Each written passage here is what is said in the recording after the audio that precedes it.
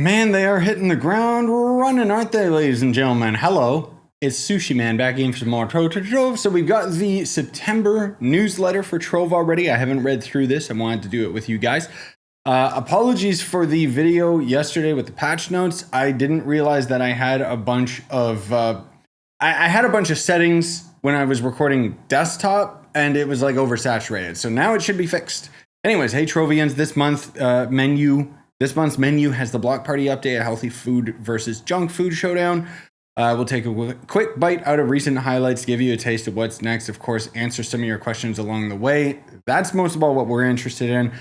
Also, leave a like and comment, subscribe. You guys know how it is. Let me know what you think about the update. I like it. I'm addicted. Okay, recap. We already know they talk about the Sunfest, Yabaki 10-year anniversary event, which was essentially Sunfest in disguise as a 10-year anniversary. We got some statistics. Okay, hang on. I'm always down for stuff like this. Okay, so we threw over 1 million Yabnadas, more than half of them on PC. Yeah, of course. That's where most of the community is. But that's still pretty good numbers for console. I like that. We killed the boss 70,000 times, repelled more than 3 million invaders. Such effort came at a cost. During your valiant battles, 3.5 million players died?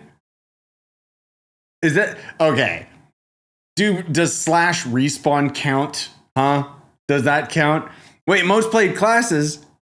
Yeah, Shadowhunter's on top. Thanks to me. I honestly didn't know that Knight was actually the third most played. That's pretty nuts. Boomer, I totally thought he would be at the top, but I guess he's more so like for meta slaves and stuff, and he wasn't really the best when it came to the actual like event. Actually, Draco was the best for the event, so it's a bit odd, but either way, I love these statistics. These things are always so cool to me. During the celebration Twitch Watch campaign, you watched more than 100,000 hours of Trove, and over 10,000 of you proved to be a true Trovian, so 10,000 people ended up actually getting the drops. The Twitch drop was actually like awesome. Not only just like for views, but for like the community. Like it was really cool to have an experience with the other like content creators, because a lot of us just kind of do our own thing. We're nerds just playing this video game, and Trove's not really the best in terms of like a co-op game. Like people always ask me about co-streaming with other people, and it's like, what am I gonna do? Run off over to this dungeon without them? It just doesn't make sense. But I think that the Twitch drop thing was really cool, because every time one of us was going to bed, we would literally just raid the other person, whoever happened to be up at the time. And it was just, I don't know, it was really a community-driven experience, and I really enjoyed it. Anyways, August brought the return of the Elysian Knights in the hub, blah, blah, blah, for earning soul sigils and discovering new allies and mounts, blah, blah, blah. With the new block feature arriving on test server, Trovians put their survival skills and sense of humor to the test in a close call competition. What is this? Someone got credits for, I don't know what. I guess it was some weird competition or something. Anyway, community questions. Are there any plans for C5 rings? We already know the answer without even reading it. Yes, they've talked about it. So they say, yes, Crystal 5 rings are a natural consequence and will come at some point. There aren't immediate plans, which means probably not this year, for them to come out right now, and they're still further down the road. In the meantime, the current systems remain important for character progression, so your materials will continue to be put to good use.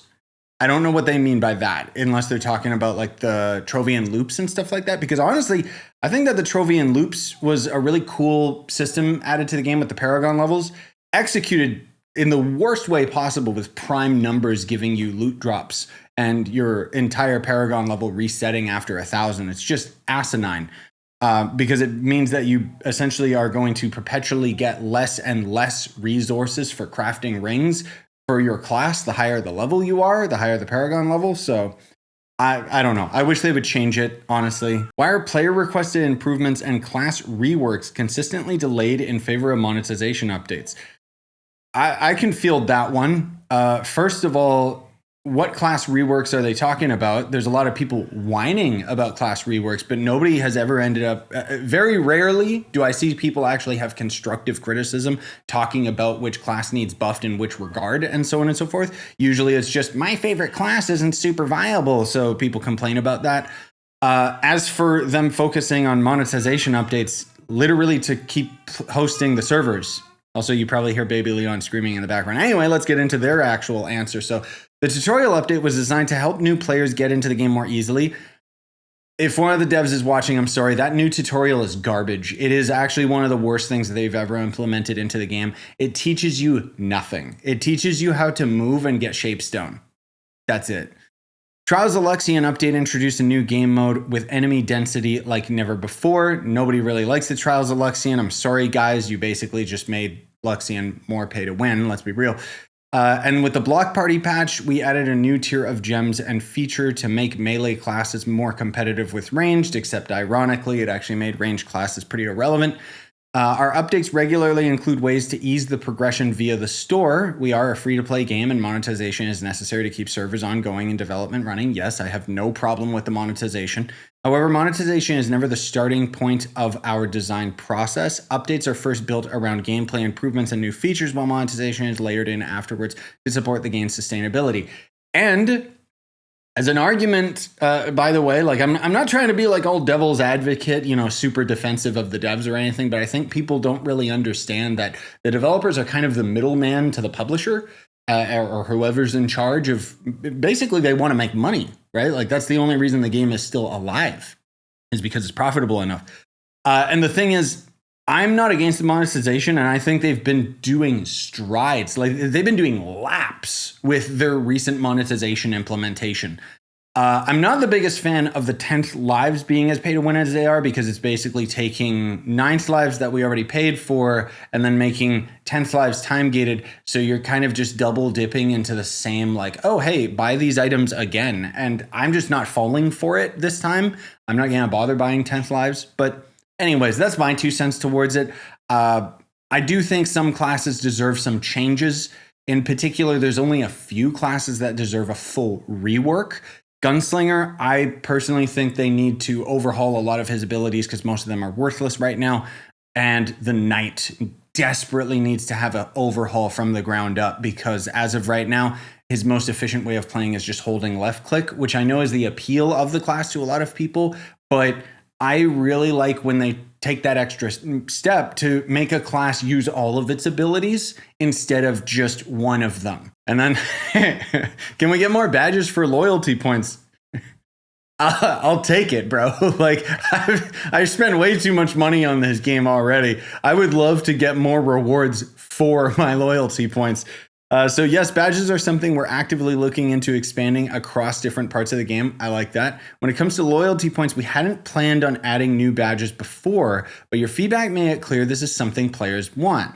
So we'll be adding them, including new milestones to make loyalty feel more rewarding along the way. Ooh, we're gonna actually be rewarded for spending our hard-earned cash on this video game? Heck yeah, dude, please give me more. Give it to me. Now, give me things like a tote bag or something. And then, oh, that's it for the questions. Oh, man. Wait, there was supposed to be something about Twitch drops. Yeah, here it is. So, Block Party, the event. Twitch drops are coming back. Catch your favorite Trove streamer, earn rewards, and unlock brand new item you won't want to miss. Stay tuned for more details. Dang it, we don't have a time date for that. But more Twitch drops.